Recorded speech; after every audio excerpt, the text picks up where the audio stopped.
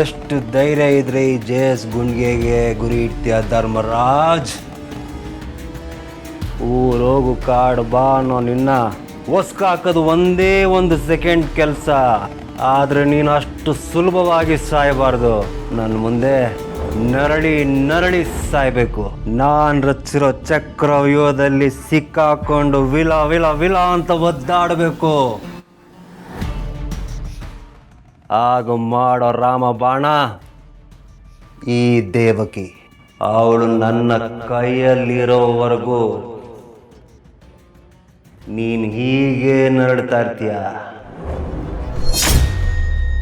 ನನ್ನ ಮುಂದೆನೇ ನಿನಗೆ ಈಗ ಸಪೋರ್ಟ್ ಮಾಡ್ತಾಳೆ ಅಂದರೆ ಅವಳನ್ನ ಸುಮ್ಮನೆ ಬಿಡೋಕ್ಕಾಗುತ್ತಾ? ಅವಳು ಜೀವನದಲ್ಲಿ ಲೈಟ್ ಆಫ್ ಮಾಡಿದ್ರೆ ನಿನ್ನ ಜೀವನ ಕತ್ಲೆ ಆಗತ್ತೆ ಅಂತ ನನಗೆ ಚೆನ್ನಾಗಿ ಗೊತ್ತು. ಅದಕ್ಕೆ ಈ ತಯಾರಿ.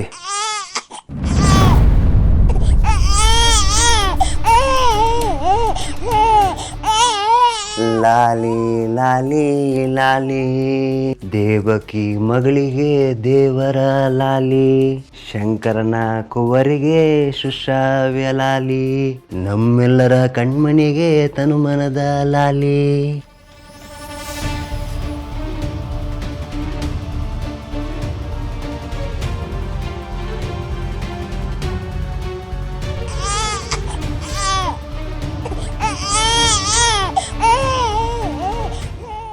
ಅಳ್ಬಾರ್ದು ಪುಟ. ನಿಂಗೆ ಅಮ್ಮ ಬೇಕಾ? ಅಮ್ಮ ಬೇಗ ಬಂದ್ಬಿಡ್ತಾಳೆ. ಈಗ ನಾನು ನಿನ್ನ ಕುಸುಮರಿ ಮಾಡಿ ಆಟ ಆಡಿಸ್ತೀನಿ. ಬಾ.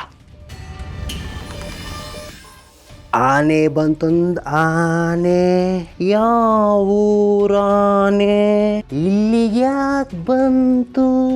ದೇವಕಿ ಶಂಕರನ ಕತೆ ಹೇಳಕ್ ಬಂತು. ಬಂದ್ಮೇಲೆ ಏನ್ ಮಾಡ್ತು? ಧರ್ಮರಾಜನ್ ಮಾನ ಮರ್ಯಾದೆ ಕಳೀತು.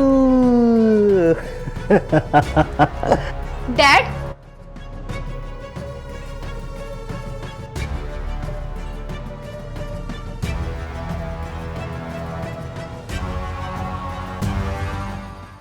ಡ್ಯಾಡ್,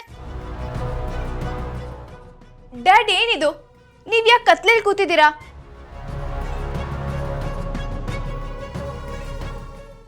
ಯಾರ್ ಫ್ರಾಕ್ ಇದು ಡ್ಯಾಡ್? ನಿಂದೆ ಮಗಳೇ. ನೀನು ಚಿಕ್ಕವಳಿದ್ದಾಗ ನಿನಗೆ ಅಂತ ನಿಮ್ಮಮ್ಮ ತಂದಿತ್ತು.